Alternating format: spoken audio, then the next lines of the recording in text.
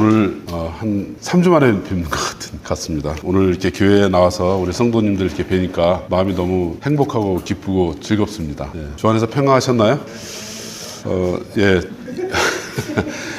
이제 이번 주부터서는 제가 이제 이사야 말씀 거의 한 5년에 걸쳐서 이사야 말씀을 함께 나눴는데, 이사야 말씀을 이제 마무리하고 신약성경 빌립보서를 가지고 함께 좀 은혜의 말씀을 함께 나누기를 간절히 소망합니다. 그래서 오늘 첫 번째 설교의 말씀으로 기쁨으로 자라는 교회라는 제목으로 함께 빌립보 교회에 대해서, 또 빌립보서에 대해서 우리가 한번 알아보고, 하나님께서 빌립보서를 통해서 우리에게 어떤 말씀을 하시는지 깨닫는 귀한 시간들이 되기를 간절히 소망합니다.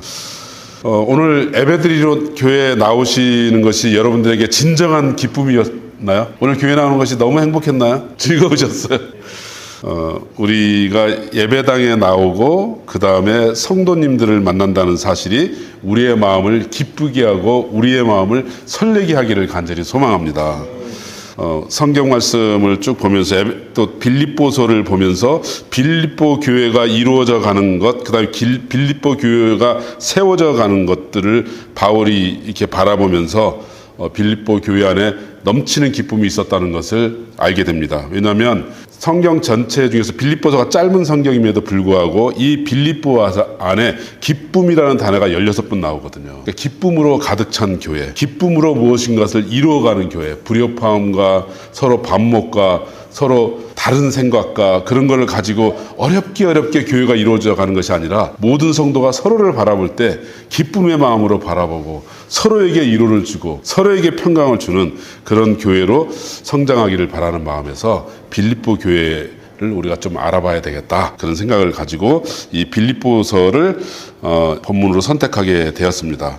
빌립보서를 시작하면서 빌립보서가 우리에게 어떻게 시작되었는지 우리 한번 역사적으로 알아보는 시간 잠깐 가져볼게요. 빌립보서는 AD 60년에서 63년경 바울이 로마 감옥에 있었을 때 쓰여진 옥중서신으로 알려져 있습니다.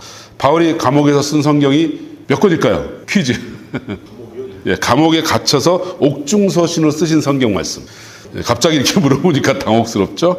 바울이 감옥에서 쓴 성경 말씀이 에베소서, 그 다음에 빌립보서, 골로새서, 그 다음에 빌레몬서 4권이 있다라고 알려져 있고, 또 하나 알려진 거는 디모데후서도 옥중에 쓰지 않았을까라고 생각해서 5권이라는 신학자도 있고 4명이라는 신학자도 있는 것 같습니다. 그래서 빌립보서는 바울이 감옥에 갇혀서 있는 상태에서 쓴 성경 말씀이지만 그 안에 빌립보 교회를 향한 많은 감사와 기쁨이 표현되어 있는 성경 말씀입니다. 그래서 이 빌립보서가 그러면 어떻게 시작되었는지를 잘 알려주는 말씀이 사도행전 16장 말씀이거든요. 그래서 오늘 사도행전 16장 말씀을 통해서 빌립보 교회는 어떻게 시작이 되었을까, 그 말씀을 가지고 우리가 함께 은혜를 나누기를 간절히 소망합니다. 바울이 빌립보 교회를 표현하는 것은 굉장히 많아요. 사도행전에도 있고요. 그 다음에 고린도후서 8장 2절에 보면 너희들이 나에게 넘치는 연보를 주었다 라는 규절이 있어요. 감옥에 갇혀 있을 때 빌립보 성도들이 그러니까 지금으로 얘기하면 뭐죠? 감옥에다가 이렇게 감옥 생활을 좀 편하게 하세요 하고 주는 돈을 무슨 돈이라 그러죠? 영지금이죠, 영지금. 그러니까 이 빌립보 교회가 넘치는 연보를 통해서 바울이 감옥에서 고난당하지 아니하도록 도운 거예요. 그래서 그 돈을 누구한테 주냐면 누구죠? 에바브로디도 집사님한테 헌금을 탁 줘가지고 바울에게 전달해서 감옥 생활이 좀 편했으면 좋겠어요. 또 복음사에 쓰였으면 좋겠어요. 근데 그 헌금을 들고 가다가 에바브로디도 집사님이 병에 걸립니다. 병에 걸리니까 얼마나 빌립보 성도들이 근심하고 염려했겠어요. 근데 다시 이제 에바브로디도 집사님이 건강을 회복하셔서 그들을 빌립보 교회를 위로하고 안심하는 편지가 이 또 빌립보서의 내용이 담겨져 있죠. 그래서 이 빌립보서를 우리가 좀 자대로 좀 알아보자, 이제 그런 마음으로 우리 한번 우리 빌립보에 대해서 한번 생각해 보도록 하겠습니다. 빌립보는 어떤 곳일까요? 우리 한번 성경 지도 한번 띄워주셨으면 좋겠습니다. 오늘 지도가 있습니다. 지도가. 예.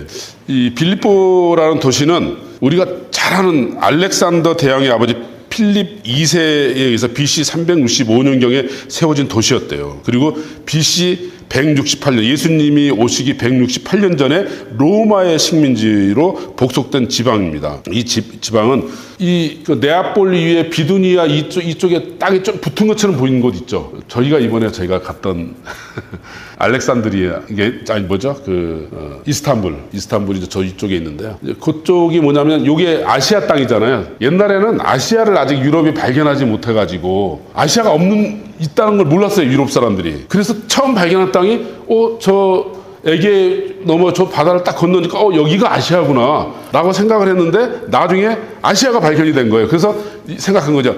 이거는 작은 아시아야. 그래서 이게 소아시아가 된 거죠. 그러니까 소아시아 땅으로 가기 바로 그 관문에 있는 도시가 빌립보였어요. 빌립보였어요. 좀 지도를 보니까 조금 이해가 되죠. 그리고 그 지역을 빌립보, 네아폴리라고 데살로니가 있는 이 지역을 마게도니아 지역이라고 불렀고, 이 마게도니아에서 저 조그만 만을 딱 지나고 나면 비두니아, 무시아, 아시아, 에베소, 여기가 안디옥, 여기가 이제 소아시아라고 성경에서 보면 소아시아라고 불렀던 지역이 요 지역입니다. 이제 조금 전체적으로 이제 감이 좀 잡히시죠. 그러면 유럽에서 아시아를 점령하려면 저 이스탄불을 지나서 요 아시아로 진격해서 이 땅을 먹어야지 이제 자기네 나라가 되는 이제 그런 상황이었는데, 그래서 바울의 머릿속에는 바울은 어디 사람이냐면 바울이 어느 나라에서 태어났냐면 터키에서 태어났어요. 튀르키예, 길리기아 다소에서 태어나죠. 한 요쪽에 있습니다. 요 정도에 있어요. 요 정도에서 이제 거기서 이제 바울이 태어났으니까 바울은 소아시아 사람이죠. 이제 옛날로 따지자면. 그러니까 복음을 전도할 때도 뭐냐면 소아시아를 머릿속에 딱 두고 복음을 전하고 있었겠죠. 나는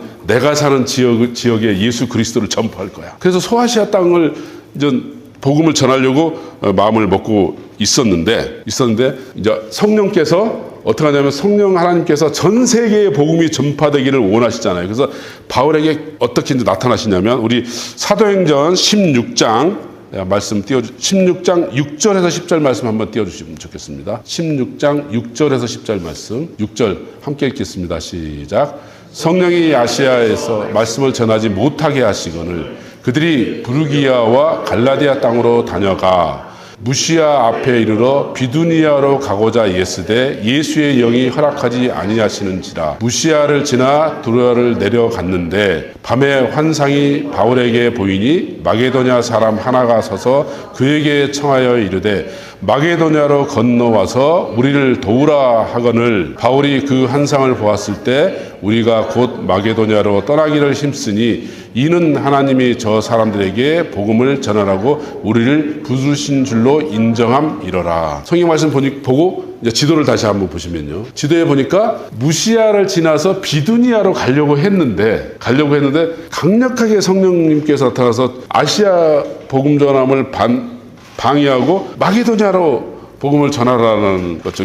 그 말씀을 우리가 잘못 오해하면 아시아에는 복음을 안 전해도 될 그 뜻이 아닙니다. 성령 하나님께서 전 세계를 그 당시에 지배하고 있던 로마 제국을 통해서 전 세계 복음화를 위해서 그 유럽 땅의 복음이 전해지기를 원하셨던 걸로 성경 말씀 우리가 이해하는 것이 굉장히 중요하겠죠. 그래서 위로 가가지고 어디로 가려고 그러냐면 터키의 저 북부 지방 있죠. 터키의 북부 지방으로 가서, 왜냐하면 계속 요 소아시아 우리가 아는 에베소, 안디옥 요 밑에 소아시아 7교회가 전부 다 여기 있거든요. 여기 모여 있습니다.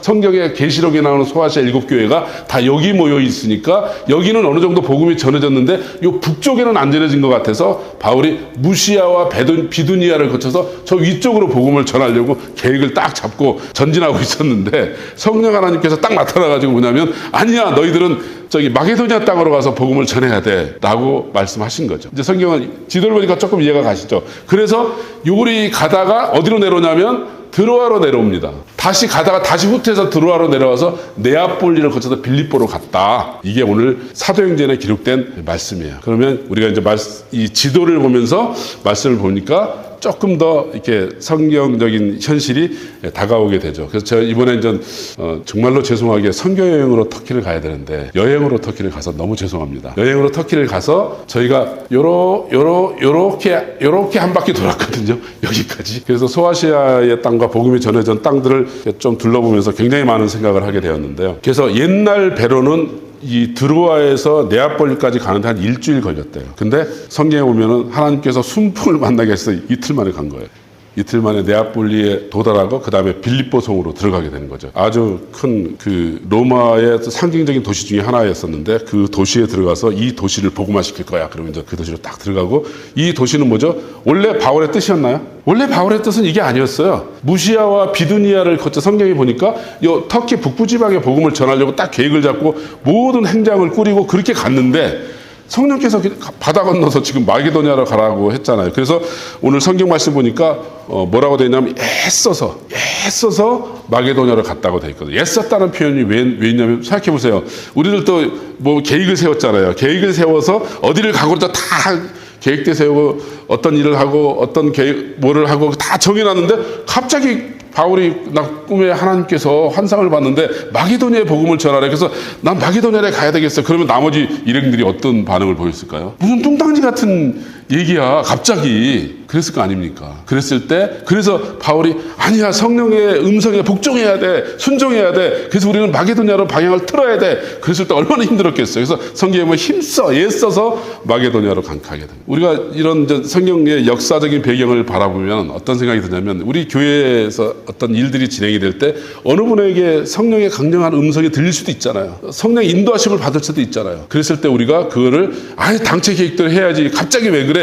그게 아니라 존중해주는 마음이 얼마나 중요한가 그런 생각을 오늘 성경 말씀을 통해서 하게 되었습니다. 그래서 이제 마게도냐로 떠나게 되고요. 그러면 아시아 복음은 어떻게 될까요? 아시아의 지역의 복음은 베드로와 다른 전도자를 통해서 하나님께서 또 감당하십니다. 이루어주십니다. 그렇게 해서 이제 마게도냐로 떠나게 되었습니다.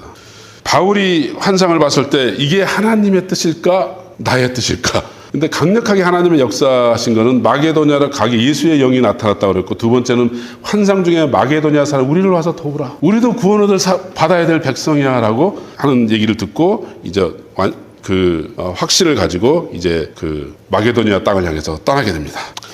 이제 떠나게 돼서 첫 번째 만나는 장면이 사도행전 16장 12절에서 15절 말씀 한번 띄워주시겠습니까? 12절 함께 읽겠습니다. 시작. 거기서 빌립보에 이르니 이는 마게도냐 지방의 첫 성이요 또 로마의 식민지라. 이 성에서 수일을 유하다가 안식일에 우리가 기도할 곳이 있을까 하여 문밖 강가에 나가 거기 앉아서 모인 여자들에게 말하는데 두아디라시에 있는 자색 옷감 장사로서 하나님을 섬기는 루디아라 하는 한 여자가 말을 듣고 있을 때 주께서 그 마음을 열어 바울의 말을 따르게 하신지라. 그와 그 집이 다 세례를 받고 우리에게 청하여 이르되 만일 나를 주 믿는 자로 알거든 내 집에 들어와 요하라 하고 강권하여 머물게 하니라. 예. 자, 이제 하나님께서 인도해 주셨잖아요, 지금. 하나님께서 인도해 주셔서 빌립보 성에 딱 들어갔는데 이 빌립보 안에는 유대인의 해당이 없는 거예요. 디아스포라 유대인들이 세계 곳곳에 자기들만의 해당을 만들었는데 지었는데 빌립보에는 해당이 없는 거예요. 그래서 기도할 곳이 없어요. 어디 조용하게 그래서 바닷가나에서 기도하다가 누구를 만나게 되죠? 자주장사 루디아를 만나게 되잖아요. 이 자주장사 루디아라는 말 안에 굉장히 많은 어떤 그 비밀들이 담겨져 있습니다. 왜냐하면 이 자주라는 말이 우리나라 말로 하면 지금으로 얘기하면 보라색이거든요. 근데 당시 유럽에는 로마의 황제만이 보라색을 쓸 수 있었어요. 그러니까 로마의 귀족, 높은 신분의 사람들만이 보라색이라는 것을 옷에 걸칠 수 색을 거칠 수 있었는데 이 보라색을 만드는데 고대에는 너무 힘들었대요. 저도 이제 자료를 찾아봤더니 보라색 안료가 나오는 어떤 소라 같은 그인데 거기서 소라 한 마리를 잡으면 1g의 안료가 나왔대요. 그러면 한 필지의 옷감을 이렇게 보라색으로 물들이려면 소라를 한 1000마리, 뭐 몇천 마리를 잡아야지 나오니까 당시에는 보라색 안료 한 병의 무게값이 황금의 무게하고 똑같다고, 가격이 똑같다라는 그 당시 기록이 있습니다. 그래서 그러니까 루디아는 어떤 사람이냐면 이 평범한 이렇게 가난한 어떤 상인이 아니라 로마의 왕정과 귀족들의 고급 옷감을 염색하거나 그 옷감을 납품하기로 한 그런 굉장히 큰 상인이었죠. 여자 혼자 있었는데 자기 집도 있었고 자기 가족들도 있었으니까 한 일가를 이루는 여장부 같은 사람이었다는 것을 우리가 성경 말씀을 보면 알 수가 있죠. 그래서 자, 이제 하나님께서 환상 중에 너희는 마게도니아에 가서 복음을 전해라. 근데 마게도니아 딱 도착해서 빌립보에 갔더니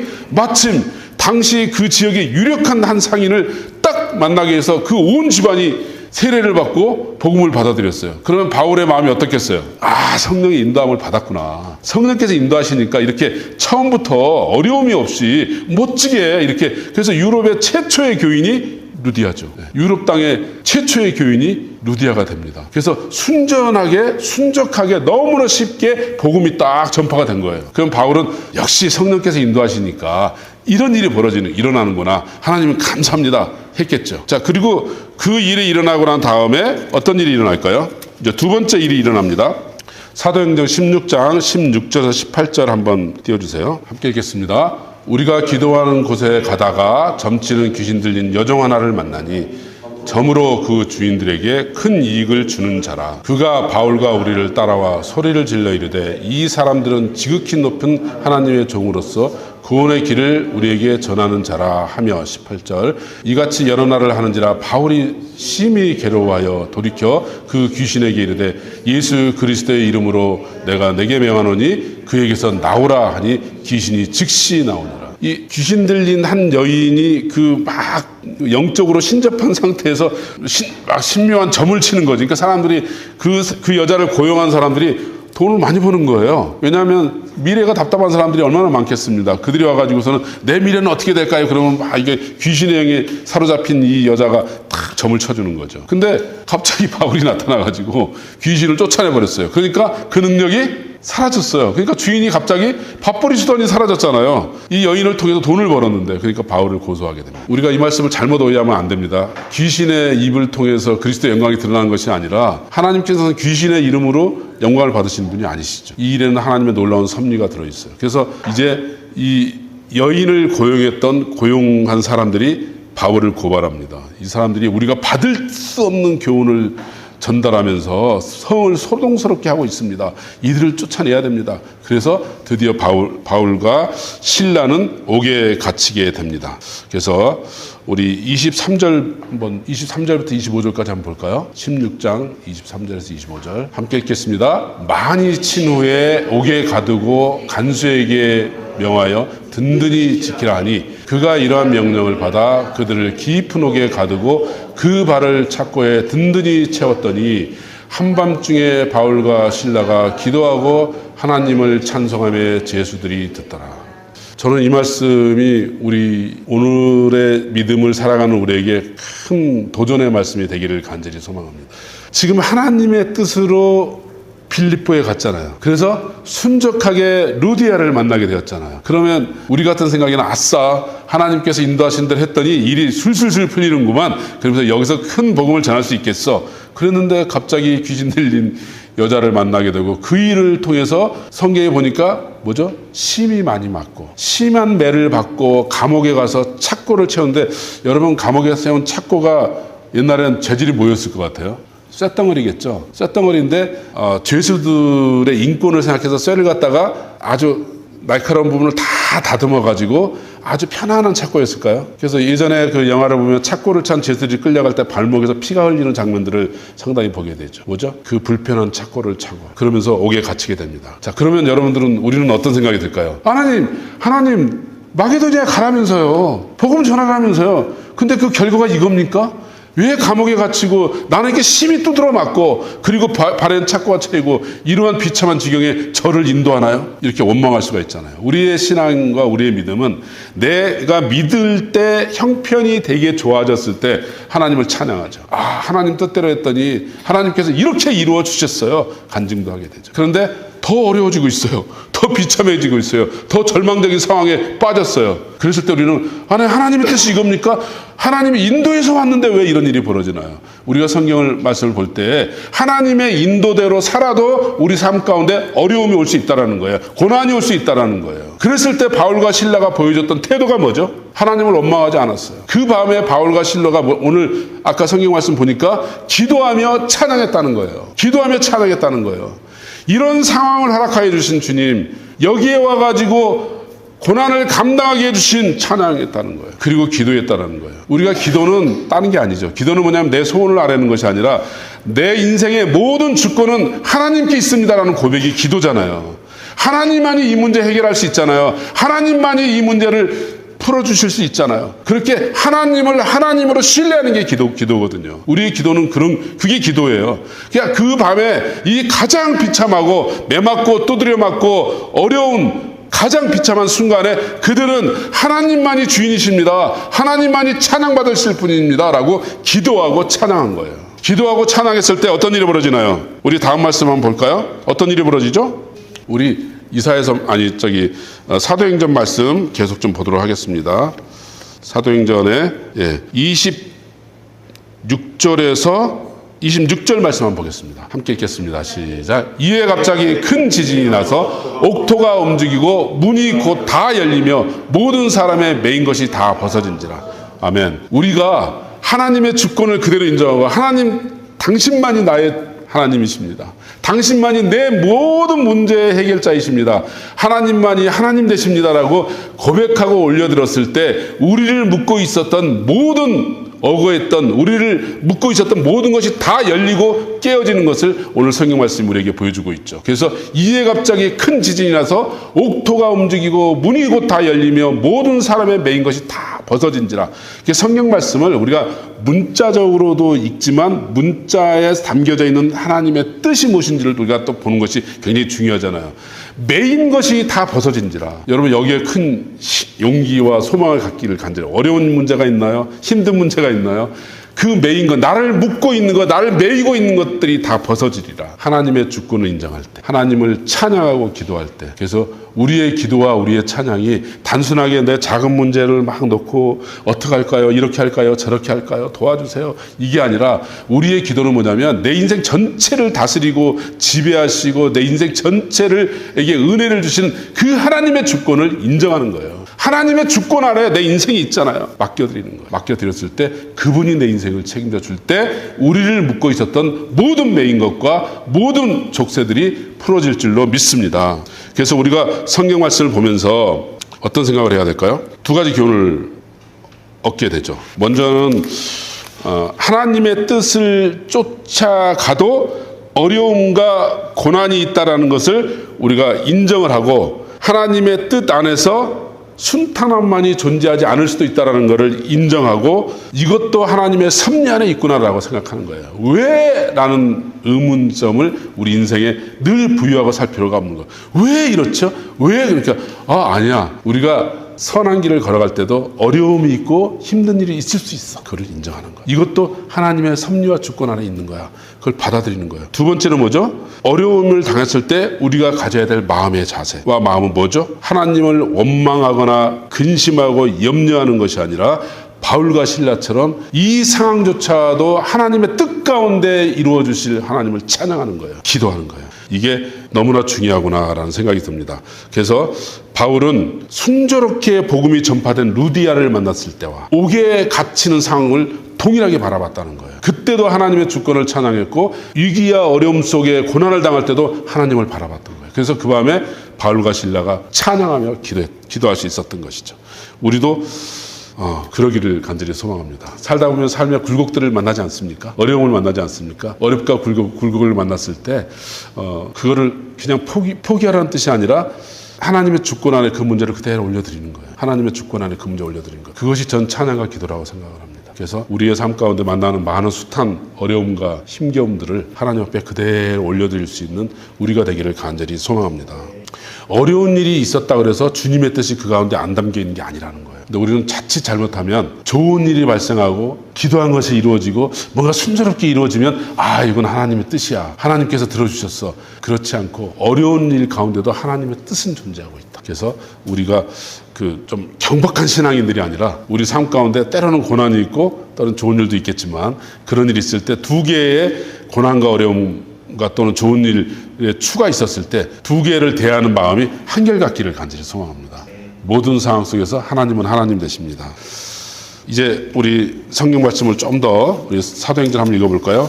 27절에서 33절 한번 볼까요? 자, 우리 한번 읽어보겠습니다. 시작. 간수가 자다가 깨어 옥문들이 열린 것을 보고 죄수들이 도망한 줄 생각하고 칼을 빼어 자기를 하거늘 바울이 크게 소리질러 이르되 내 몸을 상하게 하지 말라. 우리가 다 여기 있노라 하니 간수가 등불을 달라고 하며 뛰어들어가 무서워 떨며 바울과 실라 앞에 엎드리고 그들을 데리고 나가 이르되 선생들이여 내가 어떻게 하여 구원을 받으리까 하거늘 이르되 주 예수를 믿어라 그리하면 너와 내 집이 구원을 받으리라 하고 주의 말씀을 그 사람과 그 집에 있는 모든 사람에게 전하더라.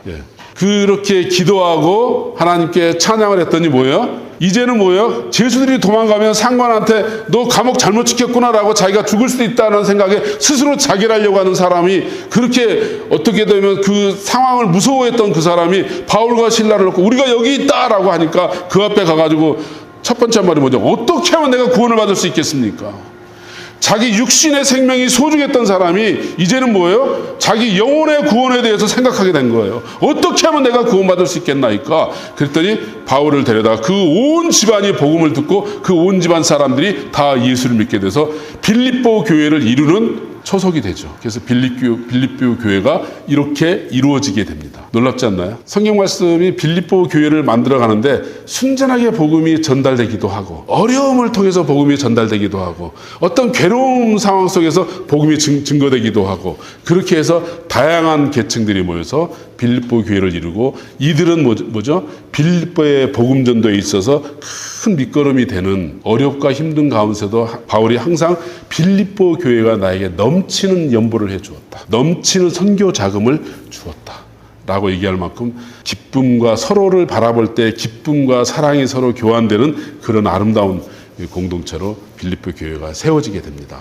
그래서 오늘 사도행전 16절 말씀을 통해서 우리가 빌립보 교회에 대해서 우리가 한번 생각해 봤는데 빌립보 교회가 참 드라마틱하죠. 드라마틱하게 세워진 유럽적으로 복음이 전파되는 첫 번째 관문 교회가 빌립보 교회가 되었고 그 빌립보 교회는 복음을 전달해 준 자와 복음을 받은 사람들이 서로를 사랑하며 서로를 아끼며 서로를 위로하는 기쁨이 넘치는 공동체였다. 이렇게 시작이 됐다라는 말씀을 함께 오늘 나눴습니다.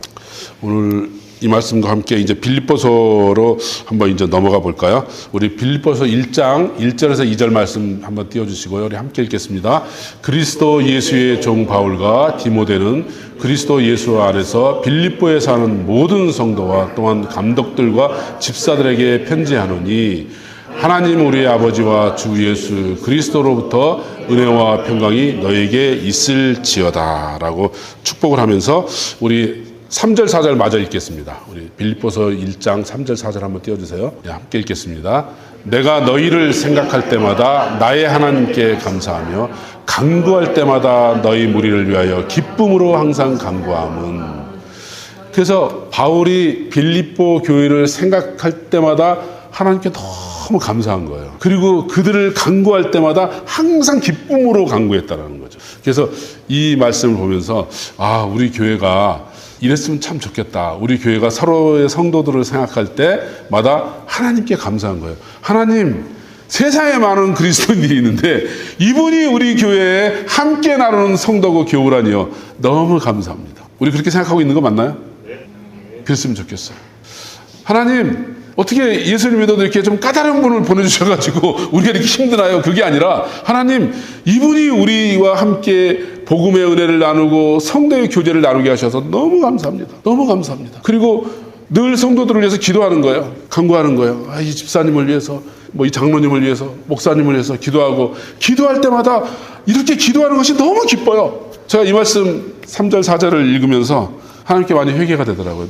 야, 너는 그렇게 살고 있냐? 너는 함께 믿음 생활을 하고 함께 교회를 이루어가는 형제와 자매를 향해서 너는 그렇게 하나님께 이들이 나의 형제와 자매된 것이 너무나 감사합니다. 그 감사가 네 마음속에 있니? 그리고 이들을 바라보면서 생각하면서 간구하면서 기쁘다. 기쁘게 기도해줘야지. 기쁨으로 기도해야지. 그렇게 하고 있니? 그렇게 막 양심이 엄청 찔리는 거예요. 이 빌립보서 1장 3절 4절을 볼 때마다 그냥 교회 가서 대충 얼굴 보여주고 대충 하고 그냥 오늘 예배 잘 드렸다 그리고 집에 오면 됐지 뭐 라고 생각한 건 아니었을까? 우리는 성도 한 사람 한 사람 나와 함께하는 사람들 그렇게 소중히 생각하면서 그렇게 감사하면서 그렇게 기뻐하면서 그렇게 항상 간구하고 있는가? 그러면서 나는 그렇게 하지도 않으면서 우리 교회는 좀 사랑이 없는 것 같아. 우리 교회는 서로 좀 안 친한 것 같아. 그렇게만 생각하고 있으면서 성경 말씀에서 우리에게 주신 교훈은 하나도 실천하지 않으면서 그러면서 마음속에 생각만 하고 판단만 하고 그런 건 아니었나? 라는 생각을 하면서 오늘 이 빌립보서를 처음 시작하면서 너무나 마음속에 깊은 반성이 됐어. 회개가 됐어. 그래서 저는 우리 교회가 좀 달라졌으면 좋겠다. 예, 저부터 달라졌으면 좋겠습니다. 정말 교회를 사랑합시다. 우리 성도 한 사람들을 정말 사랑하고 감사하고 기뻐합시다. 그렇게 우리가 좀 변화되었으면 좋겠어요. 그래서 정말 아름다운 공동체로 우리가 이 지상의 때를 정말 아름답게 감당해 나가는 그런 교회가 되었으면 어떨까, 그런 생각을 한번 하게 되었습니다. 우리가 판단하고 생각하고 하는 것들은 굉장히 많지만 교회를 위해서 말씀대로 실천하지 않고 살면서 머릿속을 계속 판단하는 거 다 내놓고 그냥 실천하는 거예요. 그냥 실천하는 거예요. 그래서 우리는 채찍 맞지도 않았고요. 복음을 전하기 위해서 감옥에 갇히지도 않았어요. 모욕당하지도 않고 옷이 찢겨지지도 않았어요. 근데 우리가 찬양하지 못하고 기도하지 못할 이유가 뭐가 있겠어요? 우리가 사랑하지 못할 이유가 뭐가 있겠어요? 뭐 조금 내 눈에 거슬리는 거, 내 눈에 조금 아닌 것 같은데 라는 거, 그거 하나 때문에 그렇게 사랑을 못하나요? 그럴 이유가 하나도 없잖아요. 그리스도의 보혈이 우리 모두를 사랑하시고 우리 모든 것을 용서해 주셨는데 왜 우리는 그래서 오늘 말씀을 우리 생각하면서 우리 함께 기도했으면 좋겠는데요. 우리가 이 세상에 당할 때 어려움이 올 수도 있습니다. 고난이 올 수도 있습니다. 그럴 때 오히려 이 순간이 주님을 찬양하는 기회가 되게 해 주옵소서. 찬양의 소망을 품을 수 있는 우리가 되게 해 주옵소서. 좋은 일이나 굳은 일이나 모든 일 가운데 결국 합력하여 선을 이루시는 주님을 바라보고 그 주님을 믿고 감사하는 믿음이 되게 하여 주옵소서. 어려울 때는 좌절하고 좋은 일이 있을 때는 기뻐하는 것이 아니라 좋은 일과 굳은 일이 함께 왔을 때 결국은 이 모든 일을 통해서 하나님의 뜻이 이루어질 거야 라고 하나님의 협력하여 선을 이루시는 하나님의 놀라운 능력을 바라보면서 이제는 내가 어려운 일을 있을 때 좌절하지 않겠습니다. 넘어지지 않겠습니다. 하나님께 오히려 기도하며 감사하겠습니다. 바울과 실라처럼 그 어려운 밤에, 그 고통받았던 밤에, 그 착고가 채워진 밤에, 옥에 갇혀서 자유가 박탈됐던 그 순간에 하나님을 찬양하고 기도했던 것처럼 우리가 찬양하고 기도하게 하여 주옵소서. 모든 순간에 하나님이 하나님 되는 그런 역사가 내 삶에 이루어지게 하여 주옵소서. 주님, 그런 믿음의 사람이 되기를 원합니다. 성령 하나님 우리에게 임재하여 주셔서 나를 그런 믿음의 사람이 되게 하여 주옵소서. 우리 간구하며 나아가기를 소원합니다. 함께 기도하겠습니다.